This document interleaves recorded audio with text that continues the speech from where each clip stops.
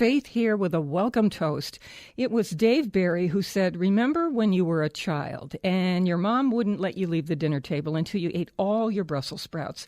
And so you took your fork and you mashed them into smaller and smaller pieces in hopes of eventually reducing them to individual Brussels sprout molecules that would be absorbed into the atmosphere and disappear. Please feel free to consume this show podcast in small bites or eat the whole thing.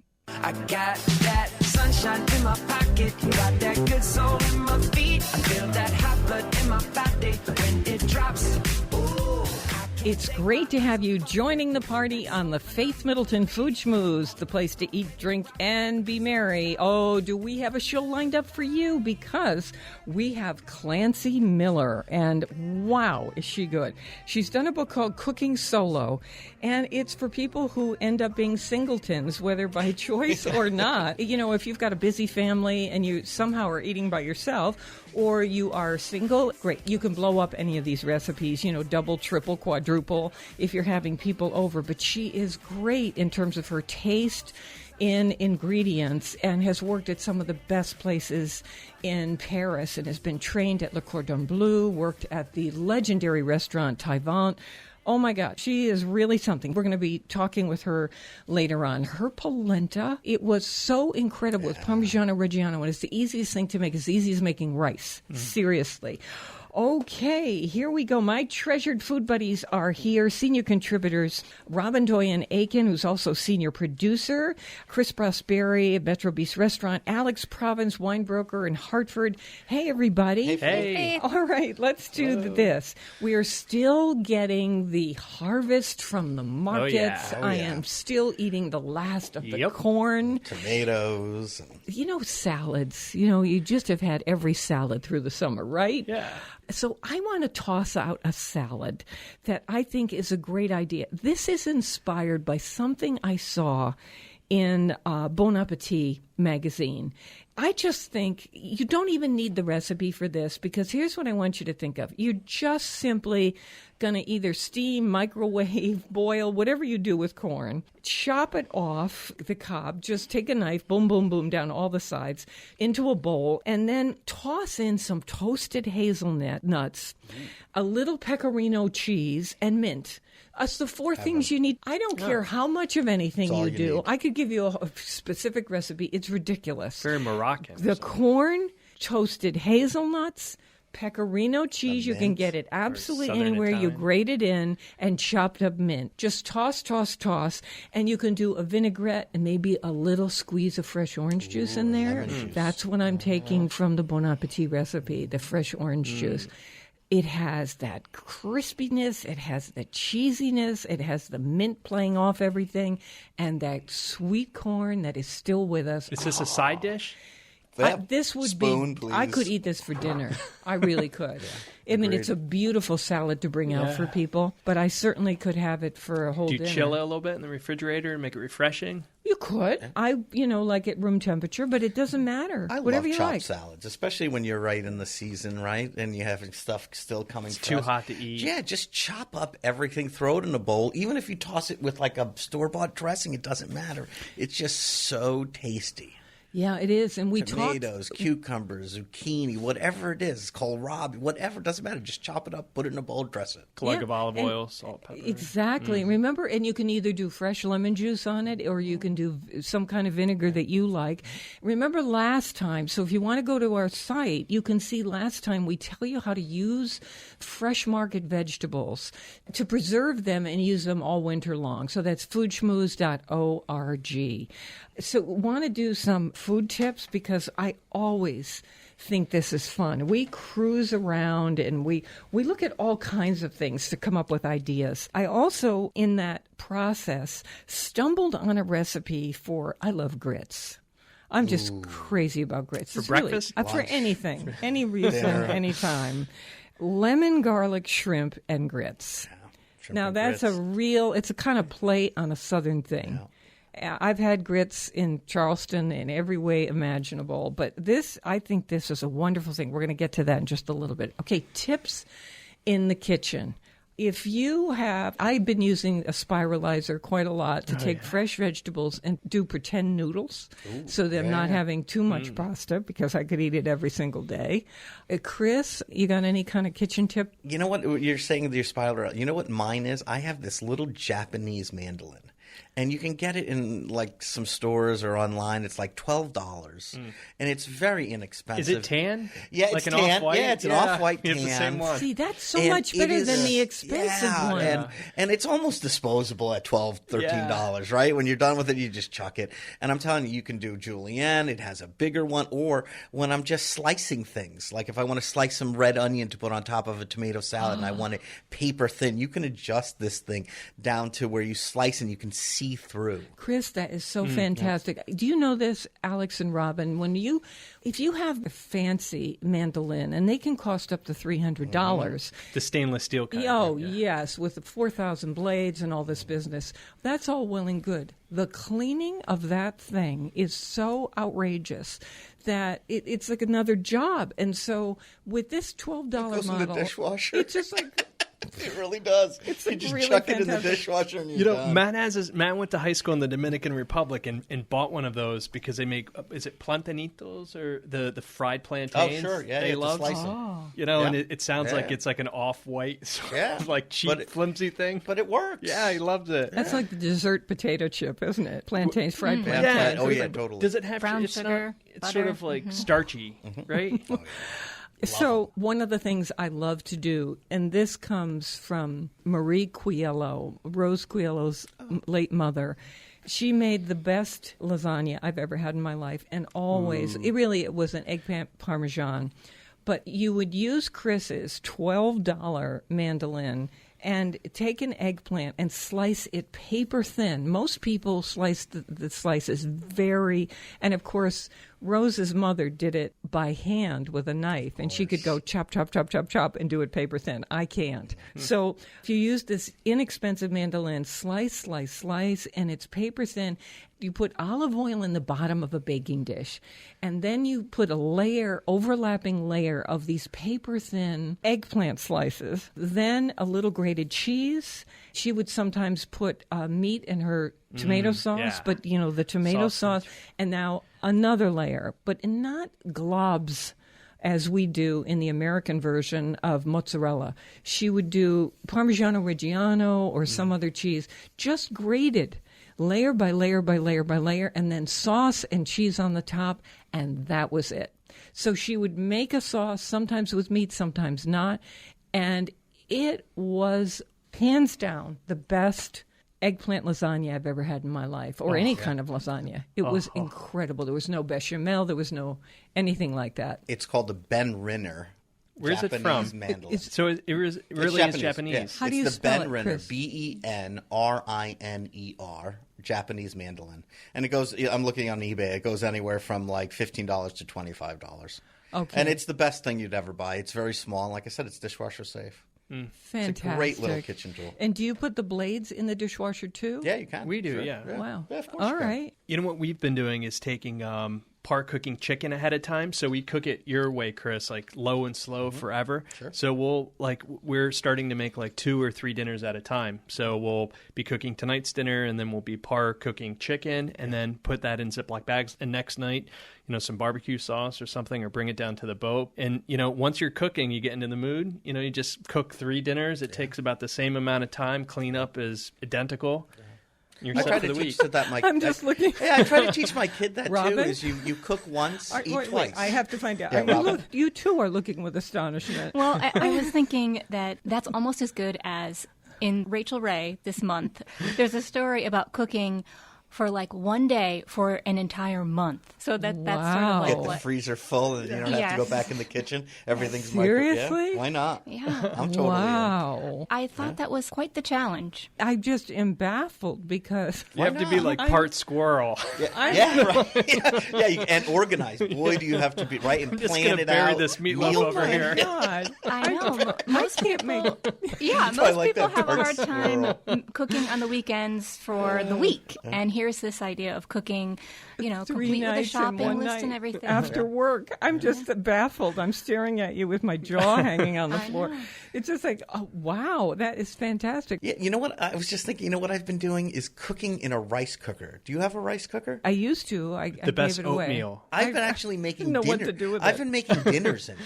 I just looked at have? it the other day and I was like, you What know do what? you Why do? couldn't you make dinner in this thing? It goes up to a pretty high temperature if it simmers water to make rice. So just the other day, I wanted to do burritos for family meal. That's our staff meal in the restaurant. And I took a bowl, and in the bowl, I put a cup of rice, 2 cups of water. So there's my base. And then I went to my pantry and I grabbed a small can of black beans, drained them, threw them in there. I took a can of tomatoes and I threw them in there. Again, it's all in a bowl, right? And then I seasoned it with salt, pepper, cumin, chili powder, fresh cilantro, and I chopped up a jalapeno. And I got in there with a spoon, mixed it all up. I threw it in my rice cooker. With the uncooked Everything, rice? everything. All the water, the rice, the beans, everything. Oh, and I put chicken in it too. I chopped up some chicken breast and threw that in there too. Slapped the lid on and then hit it to cook and I walked away. And then 15 minutes I came back. I took it, I popped it, took out the insert, dumped it in a bowl, fluffed it all up, and then we stuffed burritos and cheese with cheese and that filling and threw them in the oven. And then we were just eating it out of the bowl with a spoon, and it was amazing. And it took 15, 20 Really? You minutes. treated it start like to finish. an instant slow cooker. Like an instant slow cooker. A fast yeah, cooker. fast cooker almost. Yeah, like a fast cooker. A less slow cooker. And then I started thinking about all the other one-pot meals that you could chuck in there. And you could even have it in your refrigerator, uncooked. And then when you came home, put that insert in there, close the lid, hit it to cook, go take your shower, come back downstairs, and dinner's ready. So essentially, this is you can go to any Asian market and buy that 3-level steamer basket for what, $6 or something. You're steaming this food, right? Mm-hmm. And it's either cooking or reheating what's already in there. And it's amazing. So I'm looking at this as a pretty cool new toy. Chris, that is so for me. smart. And I'm going to do salmon in it. I'm going to do some more chickens in it. And I'm going to come up How with do a you whole... know how long to cook? It shuts off at the perfect time because it's a weight trigger. You know how they work? So basically when you cook rice in it, when the water evaporates out, it gets lighter and it lifts up. And when that happens, it switches it to keep warm, which is great too because even if you're not around, it'll stay on keep warm for hours. And that keeps it at a safe temperature. So our friend Joe makes his Irish oatmeal. He swears by it. Perfect. I think he In sets the it rice cooker? In the rice I think he sets it the night before or something sure. and wakes up Yeah, bright it's and already early done. and Because it's you can already do done. that in a slow cooker, Yeah. but I see... He swears by it. And a Loves slow cooker keeps it warm through the night. But this would Does the not. same thing. right? Oh, yeah. It same does? thing. It switches automatically to warm. Is it cheaper than a slow cooker or more About expensive? the same. Oh, okay. I just So- like it too because if you like pressure cooking, which I love, Yeah. right? That's my new thing. It has an element to that, even though the lid isn't like tight and steam does escape, it is like under a slight amount of pressure because there's a little valve that lets steam out. But not 100%, right? It just goes out slowly. So it is under a light pressure almost. Interesting. Wow. Yeah, it's pretty cool. Okay, how about lobster rolls? So here we are in the Oh, food at the schmooze, and we end. know we have Clancy Miller is going to join us in our third segment, Cooking Solo. We're going to talk about lemon garlic shrimp and grits too in our next segment. But what about the end of season lobster rolls? While the season is still with us, it's still warm enough to jump in the car. Has anybody had a lobster roll they really enjoyed this summer in a particular place? Oh, I made my own. Well, you I made did the too. shrimp ones were great. And that shrimp one, that those were recipe fun. you gave me. They that was were good, really too. fun. For me, it's sitting out with my friend Bob and Alan at Johnny Ad's on a picnic table and in Old Saybrook. Yeah.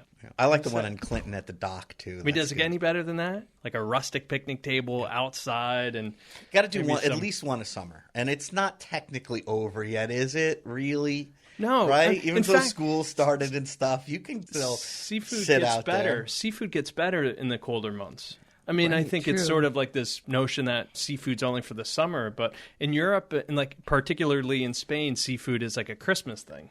I went to Abbott's with a bunch of Lobster in the people. Rough. I haven't been Lobster there in the in Rough in years. Noank, Connecticut. I hadn't been there in quite a while. And we were in a crowd of people, some of whom were gluten-free, and they now serve gluten-free buns. And so Really? I will say when you do a business like that, it's huge. And so I fully expected that the hot lobster roll was going to come out and it was going to be tough. Yeah. And you just say, oh, whatever. I'm in it for the butter and the lemon. It was perfectly steamed. It really was. You don't I get have to be an say. institution like that unless you It do was right, really right? good. That place It has was been there really good. forever. And it's such a gorgeous setting. Yeah. Rustic but funky. And, Yeah. right? So is anyone else crabbing? Did you guys go crabbing this summer? We didn't. No, I wanted to do crabs and try and make a So crab much sauce. fun. Yeah, Oh my I know gosh. you did it. I've seen some pictures online. Yeah, from you we from your got pretty crab. good at it. We ended up catching, so the blue crabs are around and they're coming down the river in Essex. And What did you use for bait? well, we used bunker, so like a fish. So it's funny because And is it a trap, like a lobster No, trap? no. So people will use chicken or people will use hot dogs, but the bait, the fish place was like, no, they don't eat chicken. They, they do eat, I guess, if They you throw it do in. eat chicken. I can testify. It's like they eat I fish. think they eat anything. They Well, eat chicken they're- legs. They're I can tell you. scavengers. Yeah, so they eat anything. So the first night we went out with a spotlight in the dinghy with a net, and that was proved to be pretty difficult. They What's the scuttle best, away. What's the best way to get them then? So you it's a string with a little hook on it. Yeah. You put the fish or whatever, or hot dog, whatever. and then you slowly bring the string in. As they follow it? No, they hold on Oh, to they it. hold they on won't to let it. go. They think you're stealing their food. And then you scoop them down with the net. And then, nice. we were catching two at a time. And they're wonderful. I don't know if you could... Oh, And yeah. then Did you how do sit you with a cook mallet? them? How do you do that? So we ended up buying the Zatarans, stuff from the South. It's Yeah, it's for salt, the boil. paprika, yeah. And then you can put them in a big pot with a beer, some apple cider Did you vinegar. clean 'em? No, we just did it style. Rough, yeah, rustic. No, it was so much fun, and we did that with a couple of lobsters. Oh, Yeah, some fresh fun, corn. huh? You snap in half. Yeah, I saw your pictures. Really, really great. We had them on our Facebook site.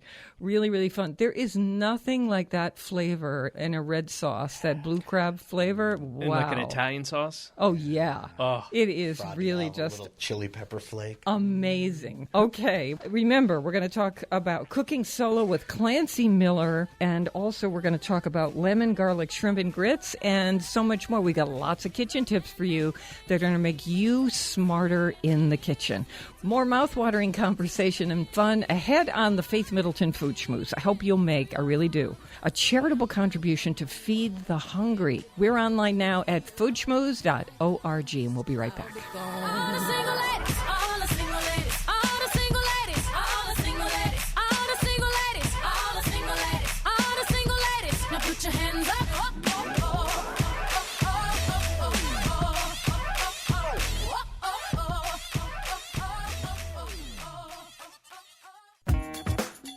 Okay, hope that first bite of the Food Schmooze felt like a hot biscuit with butter coming your way.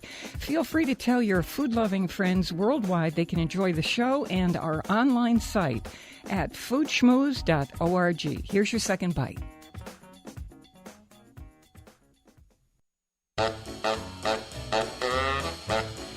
Beans and cornbread. Beans and cornbread. Beans and cornbread. Beans and cornbread had a fight. Beans knocked cornbread out of sight. Cornbread said, now that's all right. Meet me on the corner tomorrow night. I'll be ready. I'll be ready tomorrow night. I'll be ready. I'll be ready tomorrow night. I'll be ready. I'll be ready tomorrow night. That's what Beans said to cornbread. We have a free podcast for you. What does that mean? Even if you don't do this, you probably are used to hearing me say this. It's just something I feel compelled to pass along because, it is great to hear the show live and in the car, and it's all fantastic that way in the house as you're doing whatever you're doing. But life is crazy, and we got a lot of things going on. And so people get the podcast, so you can click on it and listen anytime you want. You don't miss a drop of pleasure that way. Our tips, our recipes. All you have to do to get that free podcast is to sign up for it once. There's no trick with this, and then we'll send you 8,000 emails. It's free. No, it's just a thing. We just want you to get the show. So also, when you go to our site, you'll see we've got all these, I think, delicious, curated food, wine, and cocktail things, events. We love talking with you, so we encourage you, whether you get podcast or not, to stop by often and see us, talk with us at foodschmooze.org. I'm with my treasured food buddies, Chris Prosperi, chef and co-owner of Metro Beast Restaurant in Simsbury, Connecticut, wine broker Alex Province of Hartford, and senior producer Robin Doyen Aiken, who's also a participant on the show. And I love to say, because I hope their heads swell up to the size of Volkswagen, that I adore these people. I absolutely, it Thanks, makes babe. my day, my week, my life. It's just one of the best things in the world to do is to be around these folks. Well, for us too. Thank you. So here we go. We're going to do some kitchen tips. I love these. You know how it works with us. We cruise around online all over the place. We check out blogs. We go to all the food magazines. We watch the food shows on television. We do everything. And we start pulling tips from here and there. I have to say that so often I find things in Cooks Illustrated. So here is one that I think is terrific. We're in the berry season still. People are going to start using the fall fruits to make these pies. We have the holidays coming. And when you pre-bake a pie shell, they're always telling you to put, foil or something to protect the pre-baked pie crust from burning when you're baking the filling.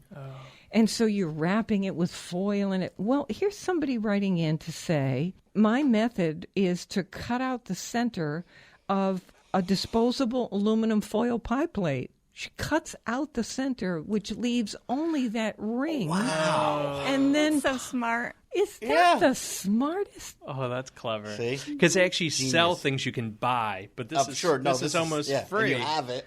You have it You because you have got it. the pie Yeah.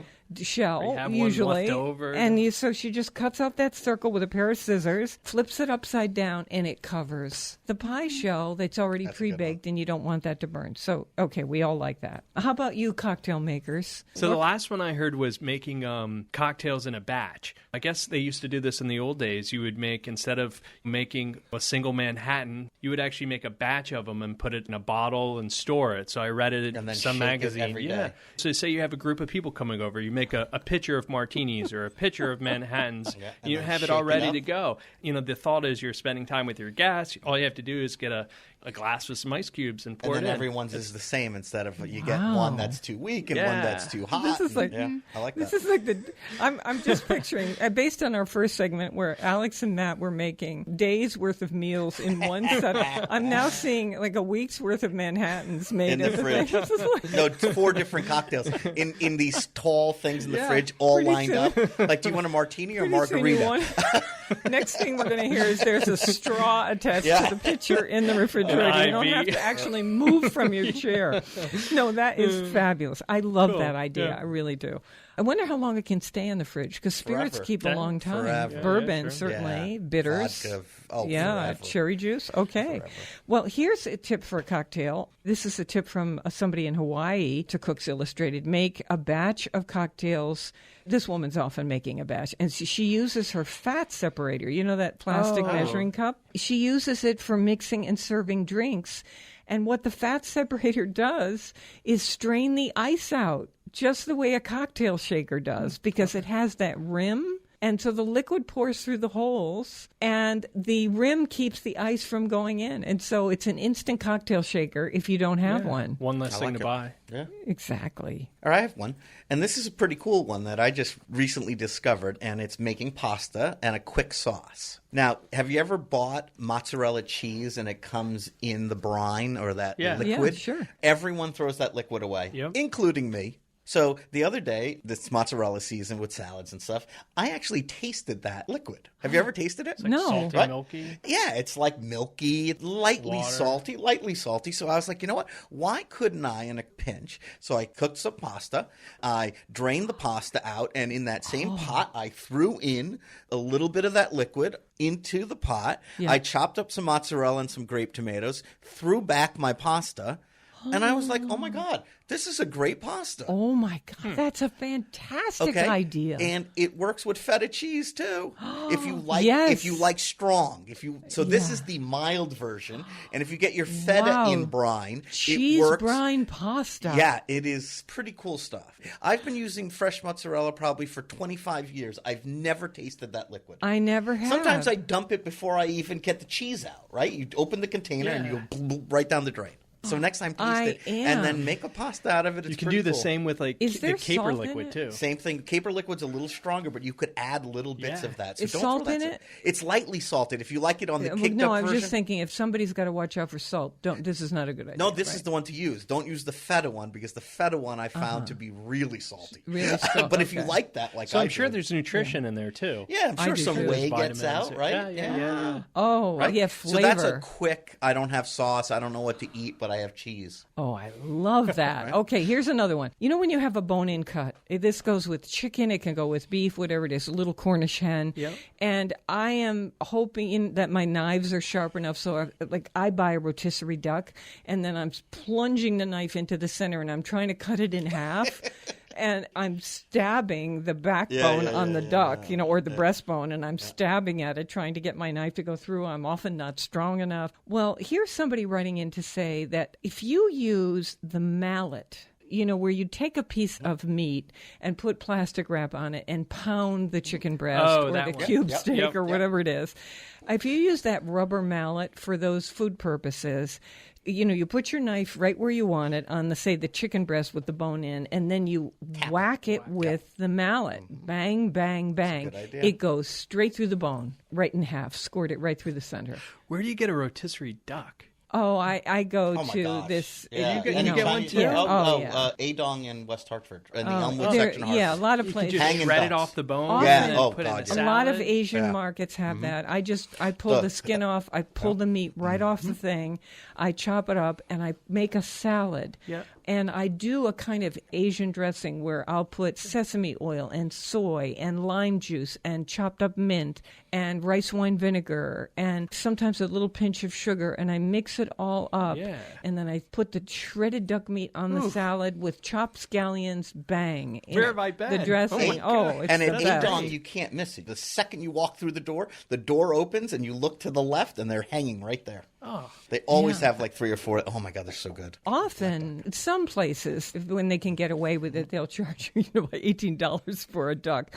But in many other places, But the Asian it's markets, it's not that $9, $10. They're just fantastic. A lot of the Asian markets bring them in from New York because that's where they're doing them by the hundreds. Yeah, and I think Adong too. I don't think they do their own. I Yeah, think they bring them in, okay. they just reheat them. But boy, are they good. Oh, I know. All right, I've got another one. All Okay, ready? go, And this go. one I've Yeah, I said love before, and your I'm tips. going to say this one again. And this one I can say hands down. And I know people aren't going to like me for it, but I'm going to say it again. Jarred garlic. Use Really? jarred garlic. That's my never, response, really. I am never getting garlic under my fingernails again. Wait a minute. I Why? tested. It doesn't taste chemically. You know what? Go ahead because get we the did. minced? We did. No, the minced whole or the cloves. whole? The whole cloves. cloves. We Where? did At the this. supermarket? At the supermarket, little. I don't know. It's a little jar-looking thing. I bought a jar, and one of my chefs said the same thing to me. Oh, you gotta use fresh. Gotta use fresh. I'm like, let's do it. Taste Easy. test, you're It's saying. easy Throw to do. down. Let's just make a quick pasta with garlic. We'll make one in one pan, one in the other pan, and then we'll taste it. And you tell me which one has the fresh garlic and which one has the canned garlic. Okay, But you're a what chef, though. Your happened? hands are so fast. It I gets want- under your fingernails. I want to Keeps the hear. vampires Nobody away. knew. I no want to one hear could tell. what is in that stuff. Nothing. What's in the jar of the fresh Garlic. garlic? To keep it from turning brown. I don't believe you. It's just garlic. It's just garlic. It's No, got to have an seriously. antioxidant. There, No, there just must garlic. be some kind of sodium. No, blah, sometimes blah, blah, there's a. or sometimes glutamate. there's blah, blah, blah. Sometimes there's a. It's What, in a lot of the things. do not eat Yeah, package? the do not eat package. Sometimes you'll The find that in silicone? there. The silicone. Not to be shit. consumed by not to be human consumed. beings. Ooh, a But I'm salt telling packet. you, listen. If you're like me, and maybe Not I'm the made only from one. any substance on earth. Maybe I'm the only one, but when I peel garlic, it always Oh, it's gets on your hands, under yeah. my fingernails. That's why we have stainless and steel. That is torture to me for some reason. But I Oh, grew up with a okay. Spanish mom who, for breakfast, takes beautiful toast and rubs a clove Yes, of garlic your onto mother. the toast. so With... I try it love with the jarred garlic. garlic and tell me if it works. Okay.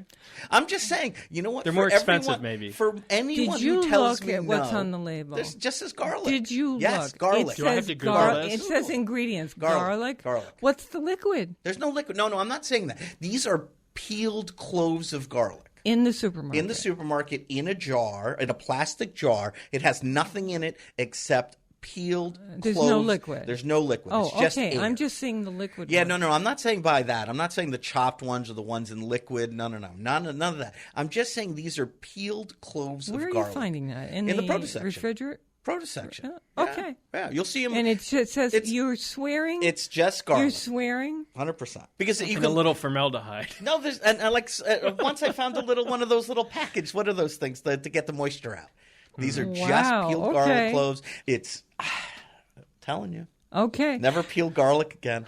So we learned on a recent show that the sell-by dates and the use-by dates for a lot of things are pretty crazy. And for whatever reason, you can blow past a lot of them unless there is mold in your food, and then out it goes. Cheese, of course, is okay because cheese is mold, and if there's mold on it, you just want to cut it off because that means it's better, okay? But everything else, if it has mold, throw it out. But the sell-by dates, the use-by dates are pretty crazy. New York Times story is what we're quoting.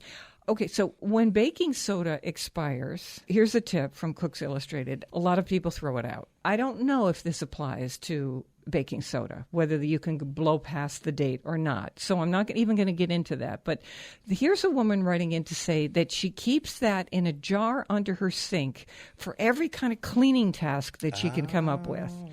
There might be a spill in the oven, when something bubbles over and you've got that crusty, creepy thing down there. She just dumps on that baking soda to get rid of it. If she wants to get stains out of glassware, she uses that because it's excellent for that. If you take your glasses out of the dishwasher and they're marked with all those spots, just this a is rinse basically with baking soda. the box you put in your fridge after it's done. Don't throw it away. Yeah, it's been in there for 4 years. Yeah, which mine has. Yeah. Just use it for cleaning. I've seen on websites where they give you tips for cleaning with baking soda. I use it to clean my microwave. See, yeah. Oh, what do you do? I put some baking soda in a glass bowl, and I put an inch of water in there, enough to cover the baking soda. It's not a ton. Like a paste. Yeah, and I put the bowl in the microwave, and then I put the microwave on for like 2 minutes, 3 minutes. I don't like the idea of using a cleaning product on the inside of my microwave. That's great. I like that. Yeah. So the baking soda, it cooks for a couple minutes in this water solution, and then I take a paper towel and run it on the inside of my microwave, and it gets off all the steam. it gets off all the pasta like a sauce that my steam kids cleaner. have stuck to it and everything. Great It works idea. wonderfully. Okay. So and- don't throw away your baking soda. Okay, Good one. now here's everybody. I hate it when I have certain, running shoes and sneakers that are very important to me because I like them either for fit or design. Like the especially- Italian ones, It's right? like my ones from Italy. So if the white part of the sole gets, any dirt on it, I'm just really upset. So I have a cleaning toothbrush under the sink. I take the baking soda and put a little water in a bowl, and I make a paste, and I get my cleaning toothbrush, and I brush the white soles on sneakers to make them look new again. And that they works. do. And then I just rinse the sole part, and it works. So And if you have design sneakers, Yeah, and it gets a little scuff mark on them and or it gets- whatever. Yeah. I'm envisioning it's- overnight guests are like, "Oh, don't worry, I found a toothbrush. found it in the kitchen." Never Well, use a look, toothbrush baking- that you find under the No, sink. don't they make toothpaste out of baking soda? Oh, it tastes Italian. Yes, they do. They Don't do. they It's make a good. toothpaste out of It's baking really the Oh, we abrasion. used to brush your It's a teeth good- as kids with baking soda. So maybe it works. Yeah. It's okay. Have no enamel left, but I know.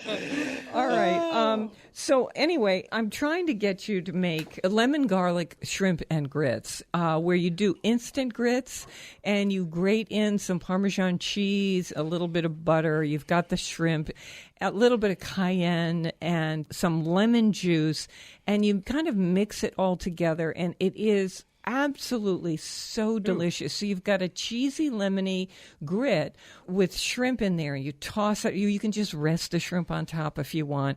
It's just simple. You can kind of do it by instinct. You just make those instant grits. You can do this in a night. That's inspired by Food Network magazine. I love grits. I love shrimp. How are they different than polenta? So Chris, It's the cut.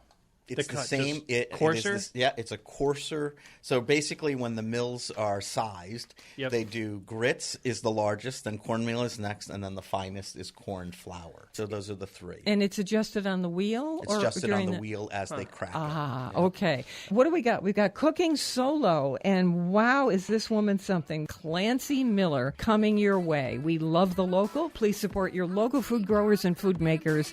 And for on-demand podcast delivery of this show every week, and to find our curated food, wine, and cocktail recommendations, our streaming videos, we're always online at foodschmooze.org, and we'll be right back. I don't know what you've been told, but this guy right here is gonna rule the world. Yeah, that is where I'm gonna be, because I wanna be. No, I don't wanna sit still, look pretty. We have one more mouth-watering bite of the Food Schmooze coming up. Here's something great to know about. Sign up for the app called NPR One. Just download it from the iPhone App Store or your Android device. And once you do, you can set WNPR as your local station. Couldn't be easier. Download the free app NPR One and start listening. Let's party on. More Food Schmooze. I don't need a hand to hold, even when the night is cold. I got that fire in my soul. This is the Food Schmooze Party, offering the richness of life and coming to you in Connecticut, Rhode Island, Massachusetts, and New York, including Westchester County, the east end of Long Island, and that, of course, means the Hamptons. The senior producer is Robin Doyen-Aiken. And to hear the show on WNPR, it airs Thursdays at 3 and Saturdays at noon. Podcasts and our curated recommendations are always online at foodschmooze.org. Of course, you can talk with us on Facebook. Search Faith Middleton Food Schmooze. I am so excited about this guest. I am so excited. This woman blows me away. And let me tell you why. Because this is Clancy Miller. She is a writer. She is a pastry chef, loves all things French. Listen to her background. She graduates from Columbia University, works in international development in French Polynesia, then earns a patisserie diploma at Le Cordon Bleu in Paris, then stays in Paris, she's no fool, to apprentice in the pastry kitchen at one of the greatest restaurants ever in Paris, which is Calloway. She's then hired later by Le Cordon Bleu Paris to join the recipe development team there. She's been featured on the Food Network, and on she goes, and has done something with this book. It's on our website with 3 of her recipes from the book that we especially like. This is called Cooking Solo, about the joy of cooking for yourself. Can you blow these up to include other people? Of course you can. But for many reasons, we're solo, right? Either you are not in a relationship with someone, or your family is so busy that you end up sitting there cooking just for yourself. So Clancy, recognizing that, said, let's do something with that idea. And I just think it is absolutely terrific. Clancy Miller, welcome to the Food Schmooze. Thank you so much for having me. We're going to jump right in for this. The second day salmon with linguine is a great idea. Because, you know, you don't eat all the salmon all the time, and you think, what am I going to do with it? Put some mayonnaise in there? Exactly. But no, this is a better idea. So what are you thinking with this? I had a good friend of mine visiting from Paris. She was so kind. She wanted to be a good guest and would whip up a meal every now and again. And I happened to have made salmon the night before, and I had some creme fraiche, and she just went out and bought dill and whipped something up out of it, and I loved it. I happen to love capers, so when I was making it for myself, I added capers and dill, and the great thing about the creme fraiche is it's like an automatic cream sauce. It liquefies pretty easily, and it's just a great way to use your leftovers and have a really lovely meal. Chris, how do we describe what creme fraiche is? People are always baffled by this. It's like a cross between cream cheese. It's like a cross between sour cream and whipped cream, right? Would you say? I always say it's interchangeable with sour cream. It has a slightly different taste and texture profile, but it's pretty close. So if you don't have it, I'll say, Clancy, what the ingredients are, and then you just tell us how easily this comes together. Water and salt and linguine and cooked flaked salmon, fresh squeezed lemon juice, chopped fresh dill, creme fraiche or sour cream, extra virgin olive oil, capers that you definitely want to rinse, and some fresh ground black pepper. So after cooking linguine, how are you making the sauce? It's pretty simple. You're going to drain the pasta and then add the salmon, the dill that you've already chopped, the creme fraiche and the olive oil, and just a tiny bit of salt, just a grind of the fresh black pepper, and you toss it. I always like to taste it before I sit down to eat to see if I need to add any more salt or pepper, and that's it. Wonderful. And of course, if you're gluten-free, there are a million gluten-free pastas. We especially love the Jovial brand, and we don't say that because we're commercial. We say it because our job is to curate for you, and when we find something really terrific, we like to tell you about it. So that's on our website, foodschmooze.org. So when you're at the market and you're getting some salmon, get a little bit extra. Right, Exactly. Clancy? You'll thank yourself the next day. Yeah. Okay. Now, we just made this. When I say we, that means Chris. Chris made your recipe, and I was knocked out by this. This also is at foodschmooze.org. Please, please, please make this. This is so good. Polenta with shiitake mushrooms. That sounds so simple. It sounds so almost uninteresting. It is so, her polenta is so delicious. Tell us how you do your polenta. Well, I would call it my secret ingredient here would be a tiny bit of truffle oil. You have the earthiness of the shiitake mushrooms, which I'm not a vegetarian, but I try to occasionally reduce my meat intake. And I just think mushrooms are a wonderful way to substitute meat. And they're very fast to cook. What's great about this is that you have the earthiness of the shiitake mushrooms, and I add just a hint of vinegar to a little bit of the polenta. There's also the poached egg on top, which adds kind of like a protein. Oh, yeah. Little bit of protein. And because it's poached, it's got this silky thing going. So what I like about this dish is that you've got several textures. You've got the graininess a little bit of the polenta, which is also creamy, and then you've got the meatiness of the shiitake mushrooms, and then the velvety, silky poached egg on top. Right. And if you don't want to do a poached egg and you want to do something else for protein, you can do that too. Exactly. It's just a wonderful polenta. And anybody, if you're scared of making polenta, can we just tell you, Clancy, say Chris, how easy this is to water. make. Boil water. Boil water, add polenta. Yeah, you just stir. Season. And that's it. It's thick, and it starts to pull away from the sides of the pan. It takes about 30 to 40 minutes.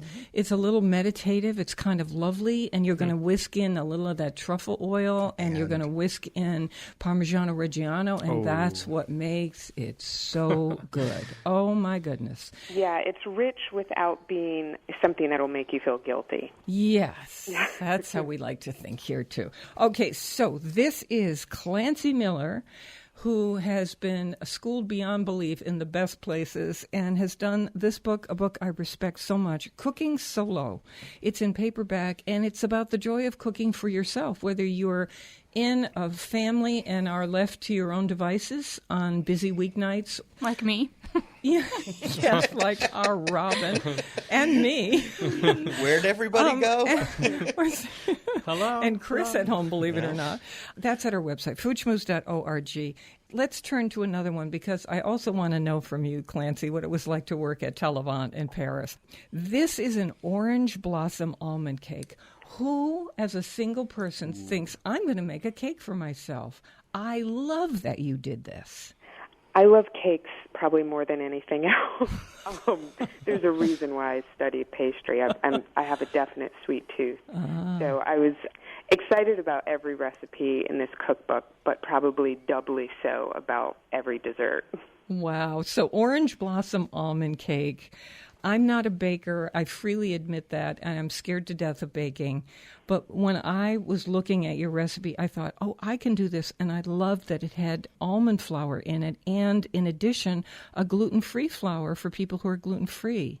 Exactly. I think almond flour is an ideal flour to use if you are either getting rid of gluten entirely from your diet, or in this case, I mix it. It's kind of half almond flour, half if you'd like gluten-free flour, and it just adds a great texture. I was going to say it's like a good. body. Absolutely. It's like cornbread kind of texture, a little heavy toward the heaviness. Exactly. Yeah, exactly. love you that. Get the heaviness. It feels substantial in a really good way. Let me just run through the ingredients so you can get a feel for this as you listen. We know you haven't seen this recipe yet, most of you. So butter and sugar and eggs, whole milk, orange blossom water. Where do we get that? At the health food store, I know for sure. Health food stores, I've been able to find it at Whole Foods. You can find it at gourmet stores, any place that has Middle Eastern products. Yeah, and it does make a difference. Vanilla extract, the almond flour, which you can now get everywhere, gluten-free flour, and baking powder, salt, creme fraiche or sour cream, fresh raspberries, 2 oranges cut into rounds, and a little confectioner's sugar for dusting. And you get this heavy body, beautiful orange blossom almond cake, and it is gluten-free. And I just think that's terrific. And we have that at our website, foodschmooze.org. By the way, with the holidays, not so far away, it turns out. If you're looking for something that pleases everybody and is not bang you over the head heavy because you've just been through a really big meal at the holidays and it has a kind of light and fresh feeling to it, we are going to put this as part of our Thanksgiving, Christmas, Hanukkah, New Year's kit, Orange Blossom Almond Cake, and we'll tell you about the book there too, Cooking Solo with Clancy Miller. Great job, Clancy. Thank you. All right. So for people who don't know, Talavant is one of the oldest and most revered restaurants in all of Paris. It has a stunning wine list. Every dish that comes out of the kitchen is just bring you to your knees. I mean, it's close to perfection in classic French as you can get. So what was that like? Were you in on the, peel 100,000 pounds of potatoes and don't say a word about it? Was that where you walked in? I was actually in the pastry kitchen there, so I didn't have to deal with potatoes. I dealt with a lot of chocolate. I used to have to dice the fruit. At the time, we used to serve a fruit minestrone, so it had kiwi and strawberry, almost any kind of fruit you can imagine, cut into the most minuscule dice, just a step up from being minced. So that was my first task of the day, to prepare that for the lunch menu. But it was magnificent. It's a beautiful, beautiful restaurant. And it is. It kind of made me stand tall every time I would walk through those doors. And I could not have asked for a more magical experience and a better follow-up to what I learned at Le Cordon Bleu. The pastry chef he was actually really kind and funny, but just superb at creating beautiful, beautiful desserts and beautiful mignardises. Is it possible to get a reservation? Oh, yeah, it's possible. I mean, it's the kind of place it's best to call in advance, maybe 2 to 3 weeks. 2 to 3 years. Or, yeah, exactly, or maybe 2 to 3 months. But here's a tip. Lunch is always easier to get into. And are the main chefs working at lunch? Well, this place cannot fail. They cannot just put on some second string and say, it's really dinner. They just can't get away with that at Talavant. So was the kitchen quiet, or was there a lot of running around and, yelling at people? And what was that like? It was mostly quiet. I think the thing that struck me first is that, I had a little bit of restaurant experience in the States, and there would at least be radios playing or something. That was not the case at Talavant. There was no radio. You weren't expected to talk a lot. Everybody just kind of had to keep their heads down and do their work. But, as the day went on, there would be conversations, but never anything too boisterous. The yelling would happen during service if somebody messed up, and that did happen. I mean, messing up not in some gigantic way, but just you have to keep up a level of perfection, and if you diverge from that a little bit, you will be yelled at. I think everybody probably got yelled at least once. I probably got yelled at once or twice, but the chef was really nice, actually. He just wanted you to get it right. So restaurant staff often get fed food that is different from the main menu, though some restaurants will say, we want you to taste the main menu so that when it's being explained, this is for the wait staff, you know exactly what this is like. What did you have? Did you have staff meal? We did have staff meals. It was definitely different from the menu. It was pretty good. It wasn't outstanding. It did not approach anything that people would eat in the restaurant as paying What was it customers. like? Pasta or? A lot of pasta, occasionally pasta and maybe some kind of meat. There would be cheese. There were baguettes always. We also had wine sometimes. It was very simple. Nothing, frankly, to write home about. It was the quick and easy food because it's not like we were given a large amount of time to kind of have a leisurely meal. Yeah.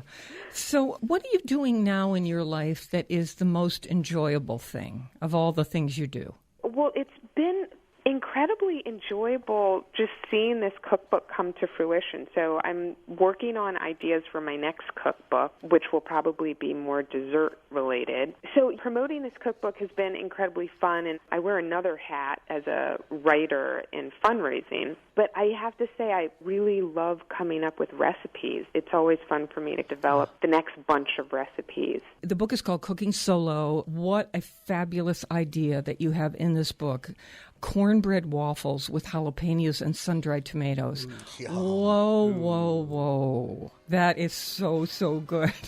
I'm so glad you like it. Great to talk to you. I hope you'll be a guest on the show again. Thank you so much. Great talking to you. Yeah, you're great. Thank you very much. Thank you. All right, bye-bye. Recipes again, foodschmooze.org. We're on WNPR Thursdays at 3 and Saturdays at noon. Weekdays, listen for my 60-second Food Schmoozes. In New Haven, I'm Faith Middleton.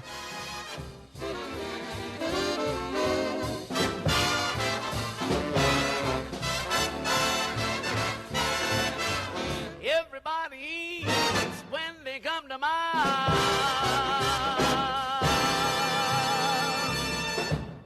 This is the place to enjoy the richness of life. Sharing our local and national discoveries with you makes me want to get up in the morning. The gang and I hope you'll come back soon and often.